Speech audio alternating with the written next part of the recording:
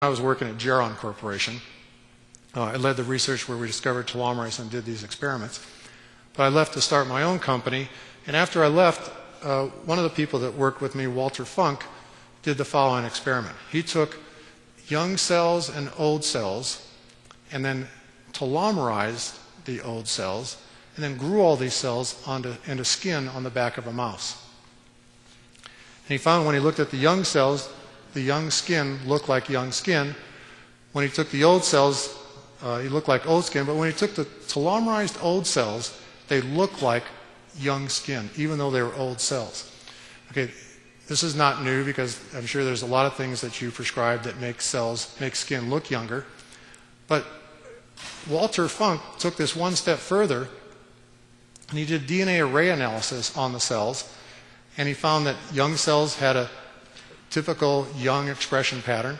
What this chart is showing here is that it's a computer chip. Each square is a different gene, and the color is essentially representing the amount of gene expression. Remember that on-off switch for the regulatory element? That's a toggle switch.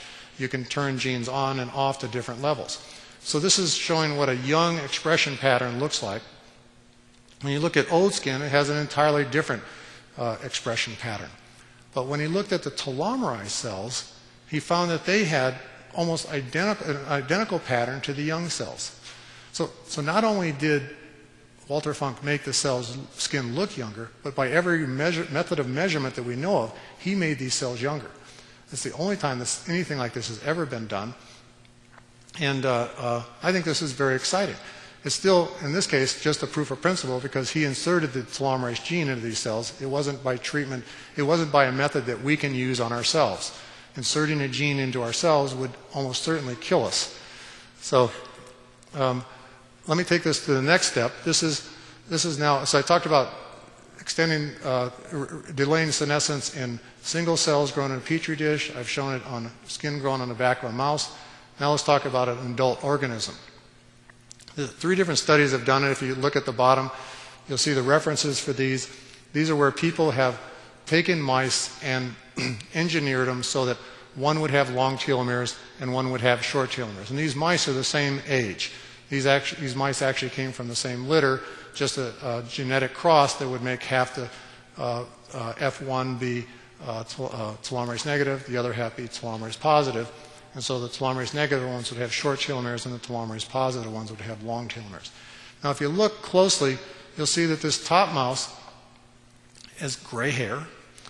It's losing its hair. It's gray and thinning hair. Its hair is turned gray. It's got weakened immune system. It's got a lot of the age-related ailments that old people do. And it's also got decreased lifespan. This mouse on the bottom lives 50% longer than the mouse on the top. And the most recent publication was just less than a year ago on this. So this is all new stuff that's going on. Okay, now I think the most exciting thing that's going on right now is this next stuff. And that's actually some proof of concept in humans. I mentioned earlier that there is a commercially available chemical, nutraceutical, that actually will induce expression of telomerase inside of our cells, and it's actually being prescribed now. Now, the company that's providing this allowed us to have some of it so we could do some research on it. And what we found is that when we added it to fibroblast cells grown in a petri dish, it did induce the expression of telomerase. And this is actually the very first thing we've ever seen that actually induced. Every time there's a publication where somebody says they've found something that induces telomerase expression, we would test it at my company. This is the very first thing we ever found that actually worked. It's weak, and it'd be nice to have stuff stronger, but having something that's expressing any telomerase is better than no telomerase. And so we were very excited about this. We also then did, remember that when I was showing you the 5 different methods of measuring telomere lengths, we did the bottom one where we look at the short telomeres, the abundance of short telomeres. And we found that the short telomeres actually got longer in people that have been taking this nutraceutical for over a year. And so this is a really good indication that the nutraceutical is working. Now, patients that have been taking it, we also saw that their CD28 negative T cells decreased. CD28 negative T cells are known to increase. It's a very strong biomarker of aging. And the people taking TA65 are seen to decrease. Naive T cells increased, which is opposite of what you'd expect with aging. Natural killer cells decreased, blood pressure decreased, skin elasticity increased. This is, again, very exciting stuff that's going on here. So I want to conclude with telomerase does counteract telomere shortening. That's something we know. And remember, that was my main purpose of this talk was to talk about hormones. And I think that telomerase induction should counteract the mitogenic-induced telomerase shortening that we might see from all the different mitogenic activities, therapy, treatments that I talked about earlier, including hormone therapy. So, thank you very much. And any questions? Let me say before there's any questions, I will be in the reception if people want to talk to me there. You can also learn more by going to my company's website, www.curagenordietrying.com. And go ahead, any questions? Yes, George from New Jersey. I know that there have been nutraceutical activators of the sirtuin genes that have been shown in various species to prolong maximum lifespan. So does that do anything to the telomerases, or it works despite the telomerase activity? Okay, well, you're talking about resveratrol and its analogs. Yeah. I met with David Sinclair about 2 months ago and talked to him about the idea that if you prevented telomere shortening, would sirtuins decrease in expression or in abundance inside of a cell? And he pretty much concluded there's no point in even doing the experiment because they won't. So if telomere shortening could be prevented, sirtuins would never go down, and you would never need to take resveratrol or any of the resveratrol analogs. I mean, the other way, like in rodents, sirtuin stimulators do increase maximum lifespan. So do those animals have longer telomeres? Does that defy the theory? But they probably decrease the accelerated rate of shortening, if anything. But there's a lot of things that affect aging besides telomeres. Okay, I'm just focusing on one major component of telomeres. So resveratrol and the other things are probably affecting other things too. But sirtuin, I don't even think anybody knows what sirtuin is doing. I know that resveratrol has been published to inhibit telomerase activity. But when we looked at the papers, they're pretty hard to believe. Okay, and so we've actually we repeated the experiments in my lab, and we found out that they did not. We found that resveratrol had no effect on telomerase expression or activity. Did I answer your question? Because Well, it's still a... Answer the question again. Well, let's say if telomere shortening hypothetically determines maximum lifespan, and you have an agent that extends maximum lifespan, does that disprove the theory, or is the thing that is extending maximum lifespan doing something to telomeres? Okay, resveratrol will not extend maximum lifespan. I thought it did. No, it only extends. It can't take us beyond the 125-year theoretical maximum. But in an animal species, I've been to the lectures from the MIT guys that are doing it. So in mice don't age by telomere shortening. Mice have telomerase turned on, and telomeres are long in all our cells. They mostly age from free radical damage and just stress. It's a very stressful life to be a mouse. Okay, thanks. Other question? Next one. The comment that you made that we should all go out and have our telomere length by calling up qPCR. Yes. What do I do with that information? Say I find mine are short. Do I kiss my wife goodbye and get my affairs in order? Well, you lead a healthier lifestyle because as I was saying, accelerated telomere shortening can be decreased. But you can go to the company, and I'm not allowed to mention company names and stuff in this talk, but I can say that they're all in the reception here that we're going to have. But you take one of those drugs, or nutraceuticals, or whatever it is, and that should help decrease the rate of shortening, if not stop the rate of shortening. So right now you just tell people to live as long as you can, because we want to live long enough to live forever. Be around for when there are telomerase-inducing drugs that will actually lengthen telomeres. So if you get them really short, they can get long again. Okay, and it's resveratrol that is the nutraceutical you're talking about? No, it's not.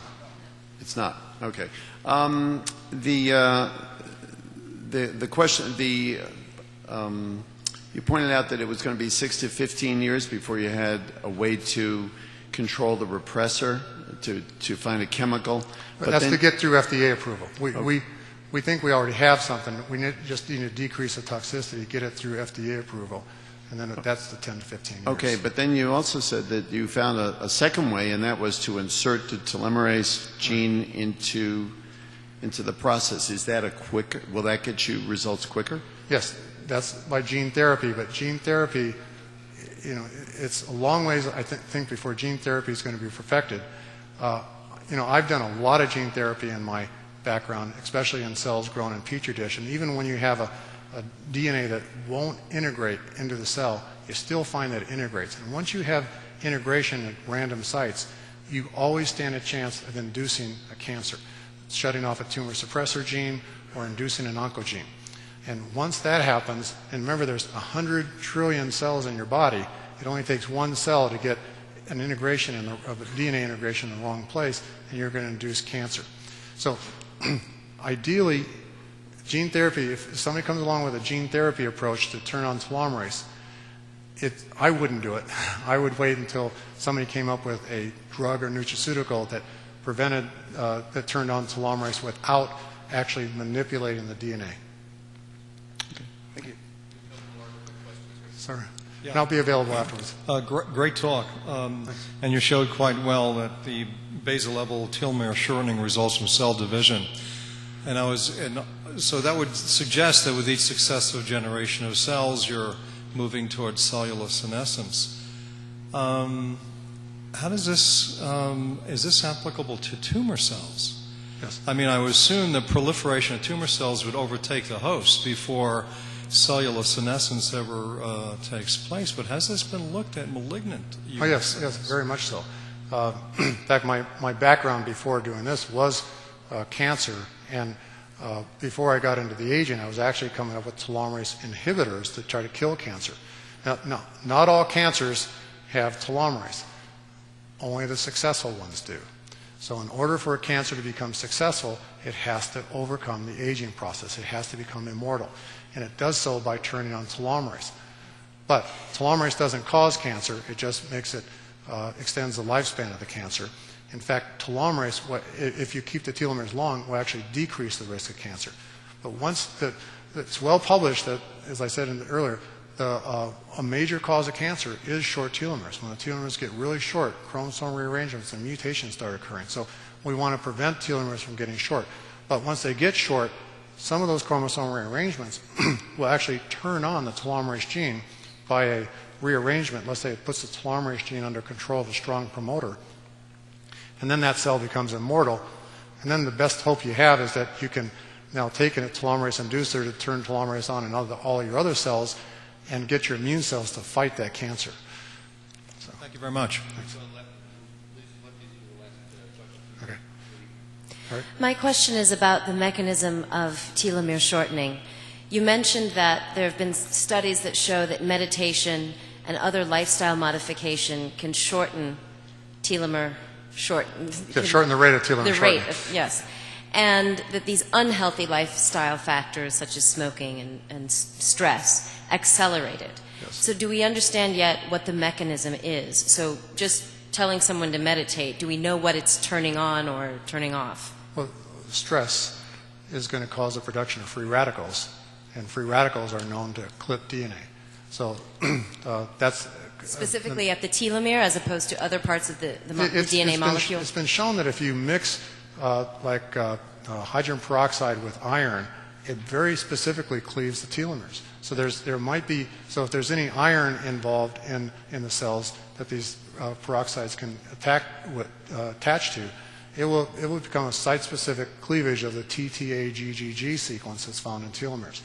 But you're right, it could occur elsewhere, but those would almost certainly kill the cell, and so those are eliminated anyway. So if they clip the telomere, the cell still remains alive, it's just older. Thank you. So, Anna? Thank you, Bill.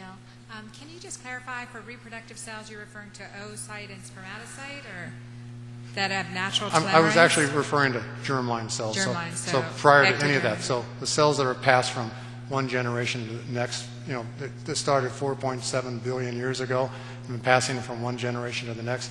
Now, during the development of the eggs and the sperm still, telomeres don't get shorter.